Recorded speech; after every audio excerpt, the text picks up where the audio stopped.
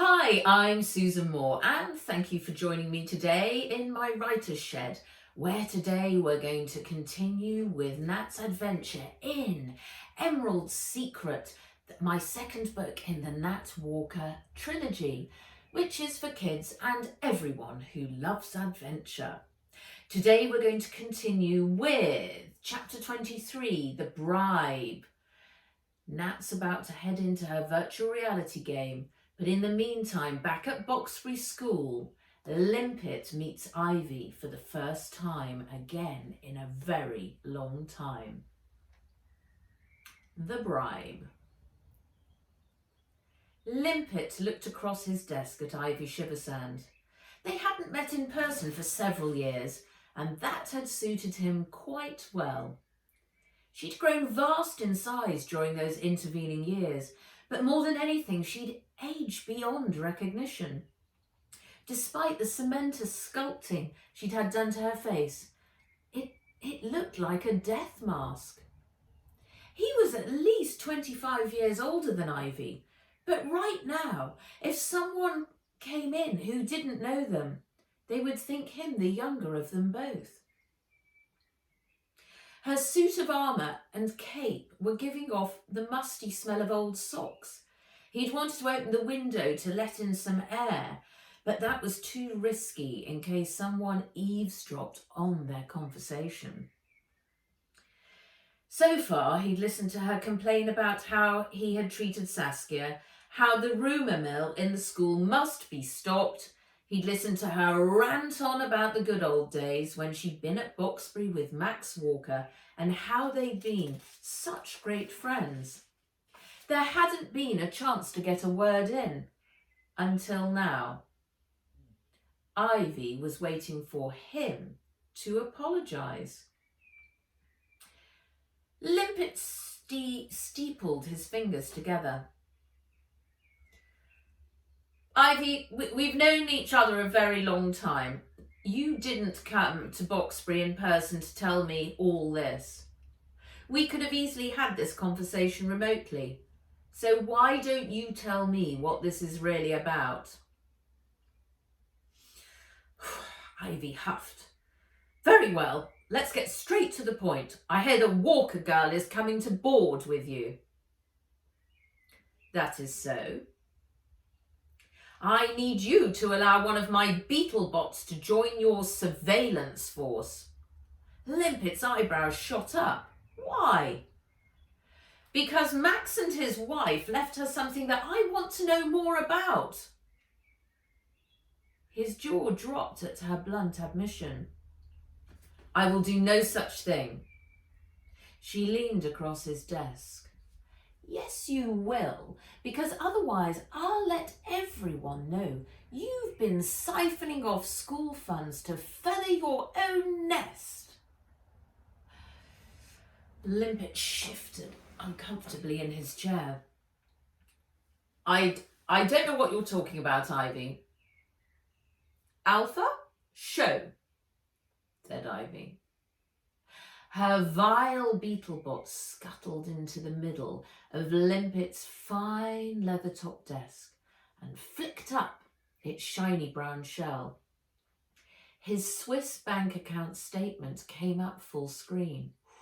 It was right up to date. He checked it himself earlier that morning. It contained £7,327. How did you get this? He said, his voice strangled. Never you mind that, Limpet. Ivy laughed a ghastly laugh. All you need to know is that I always get what I want.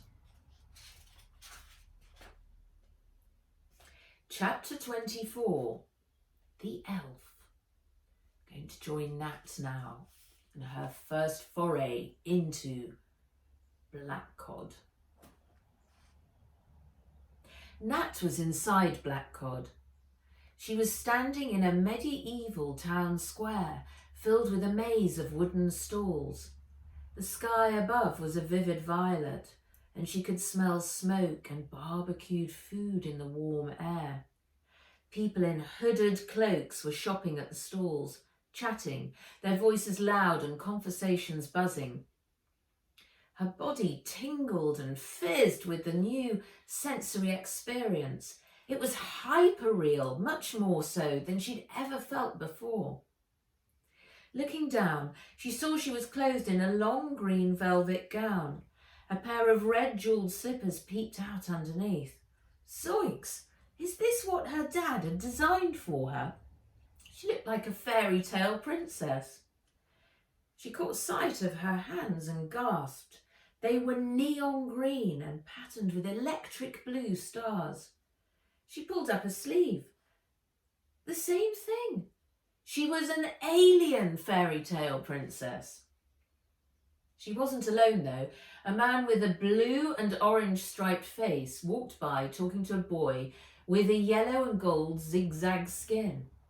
A girl came running past and elbowed Nat out of the way. She fell backwards, bumping into a wooden table piled high with books. "Simlat?" said a squeaky voice. Nat turned to find a tiny elf in a black skirt and shawl standing on one of the book stacks, her hands on her hips. "Sorry?" said Nat. "Ah, you speak English. I was asking if you're interested in my books." Nat glanced down. The table was piled high with stacks of ancient, dusty, leather-bound books. "Pick one out. It'll be a cracking read," said the elf with a loud cackle. Nat was about to reach for one when someone thrust a glass vial full of blue liquid under her nose. "Want some dragon's blood?"